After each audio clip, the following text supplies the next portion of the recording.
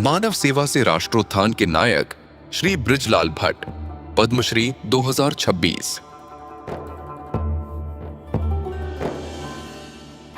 दुनिया इसे धरती का स्वर्ग कहती है, लेकिन इस स्वर्ग ने अपनों को दूर जाते देखा। साल 1990 एक अनिश्चितता का दौर था। जब अपने ही घर छूट रहे थे, तब बृजलाल भट्ट ने इसके विपरीत जाने का साहस दिखाया। मेरे दिल में एक ही बात आई कि मुझे कश्मीर नहीं छोड़ना है। हमारा लक्ष्य एक ही है, मानव सेवा से राष्ट्र उत्थान। Man making nation building. इसकी नींव उनके बचपन में ही पड़ गई थी। अनंतनाग के एक बड़े संयुक्त परिवार में पले बड़े भट्ट साहब की सुबह इंद्रनाग चश्मे, गुरुद्वारा, देवी बल मंदिर और ऋषि साहब की जियारत से होकर गुजरती थी। यही गंगा जमुनी तहजीब आगे जाकर उनके जीवन का सबसे बड़ा मिशन बन गई।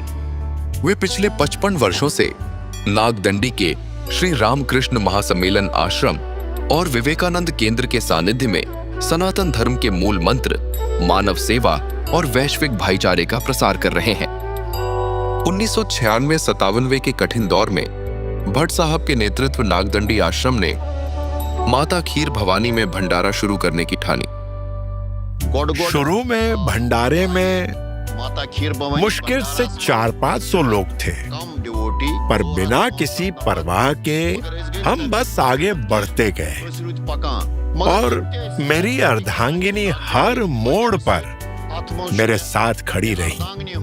भरपूर साथ ताउन। उनके उस निडर पहेल का रंग आज साफ नजर आता है। 2024-25 में उसी भंडारे की पंगत में 35,000 से अधिक लोगों ने भोजन किया। समाज को जोड़ने के साथ साथ अमेरिका से हॉर्टिकल्चर की उच्च शिक्षा प्राप्त भट्ट साहब ने कश्मीर की बंजर और वीरान जमीनों को भी संवारा। वैज्ञानिक सोच से सेब और अखरोट के लहलहाते बाग खड़े किए। कोल्ड चेन और नई पैकेजिंग से गांव वालों को आत्मनिर्भर बनाया।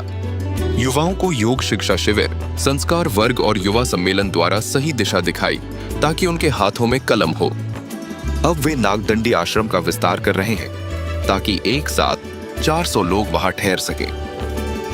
आज कश्मीर का युवा जान चुका है कि असली ताकत आपसी भाईचारे में है। सम्मान और पुरस्कार तो बस एक पड़ाव है। उनकी असली वसीयत वो बीज है जो उन्होंने यहाँ के दिलों में बोए हैं।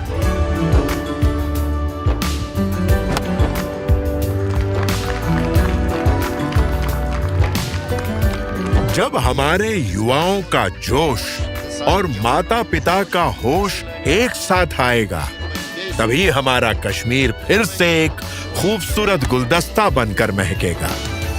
उनकी ये यात्रा अब एक महायात्रा बन चुकी है जो सदैव चलती रहेगी। श्री बृजलाल भट्ट, पद्मश्री 2026। कोटि कोटि